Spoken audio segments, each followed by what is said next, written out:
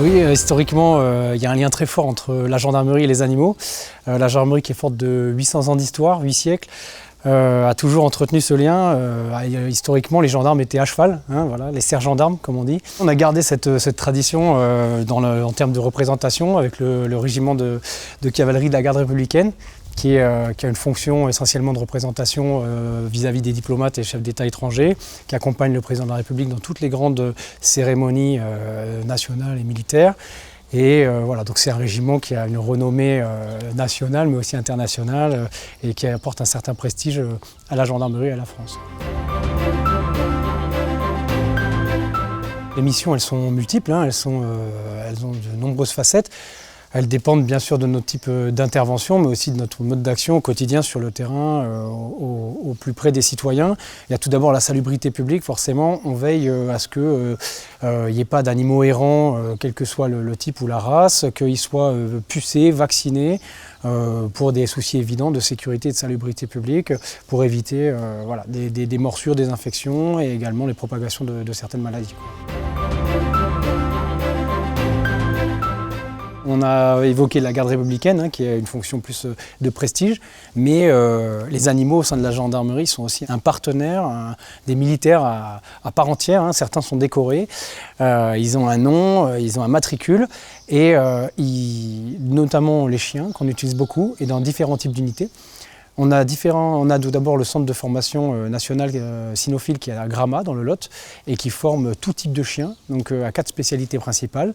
Donc on retrouve en premier lieu des chiens des détecteurs de stupéfiants, qui peuvent aussi être amenés à détecter des faux billets de banque avec l'odeur de l'encre, etc. Donc c'est des chiens qui arrivent, si vous voulez, dans un espace clos ou un espace semi-ouvert, à détecter une odeur de stupéfiant à plusieurs mètres, alors que ça serait fermé dans un casier ou dans un placard, et trouver des toutes petites quantités ou parfois des quantités beaucoup plus importantes dans le cadre de trafic.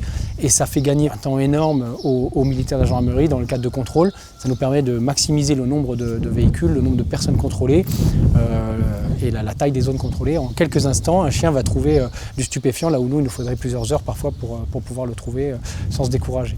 Il y a au fin des chiens NEDEX, c'est ce qu'on appelle détecteur d'explosifs, donc ils détectent tout type d'explosifs et également armes et munitions. Donc ils sentent la poudre, les armes, et ça peut être aussi dans le cadre des missions dans les zones aéroportuaires, portuaires, tout ce qui est le contre-terrorisme. Et enfin, il y a 2 autres spécialités qui se recoupent un petit peu. On a les chiens de recherche de personnes. Alors souvent, c'est les Saint-Hubert qui sont réputés pour leur excellente odorat. Ils peuvent se fier à une trace laissée par un être humain plusieurs heures après son passage et suivre. Et ça nous a permis souvent de retrouver des personnes disparues ou perdues en montagne ou dans d'autres zones. Et enfin, piste avalanche. Donc ça, c'est la spécialité du PGHM, le peloton de gendarmerie de haute montagne. Unité qu'on a ici en Ariège à Savignac et qui est présent dans tous les massifs montagneux français, dans les différents départements où il y a des montagnes, et qui sont amenés, dans le cadre d'avalanches, à rechercher des personnes ensevelies sous la neige. On a des gros problèmes de trafic à l'international, mais bon, sur le sol français également, qui concernent de nombreuses espèces. Alors beaucoup connaissent la civelle, ces petits alevins d'anguilles là, qui valent une fortune sur le marché asiatique notamment, et qui font l'objet de contrebande dans certains territoires français, et qui après sont expédiés par voie aérienne ou maritime, encore fraîches, encore vivantes, à l'autre bout de la planète.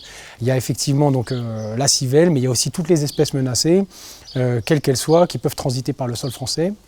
Et il y a aussi une importation d'animaux exotiques dont la détention est interdite, puisqu'il s'agit plus souvent d'espèces menacées ou en voie d'extinction.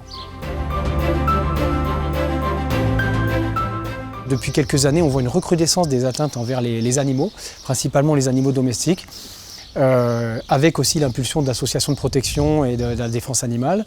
En lien étroit, on a développé un réseau au sein des forces de l'ordre, que ce soit police, gendarmerie, afin de pouvoir lutter au mieux contre la maltraitance animale. Donc cette maltraitance animale, elle peut prendre de diverses formes. Ça peut être du mauvais traitement, de l'abandon, ne pas nourrir ou trop peu nourrir un animal. Ça peut être aussi le battre, lui administrer des produits toxiques.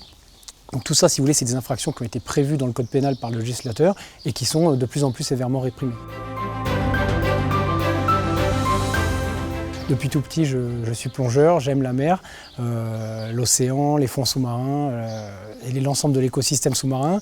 J'ai toujours eu cette passion, j'en ai fait presque mon métier parce que j'étais moniteur de plongée. Après, dans la gendarmerie, j'ai pu allier ma passion et mon métier en étant enquêteur subaquatique pendant plusieurs années. Et j'ai eu l'occasion, donc j'ai un vrai coup de cœur pour la faune sous-marine.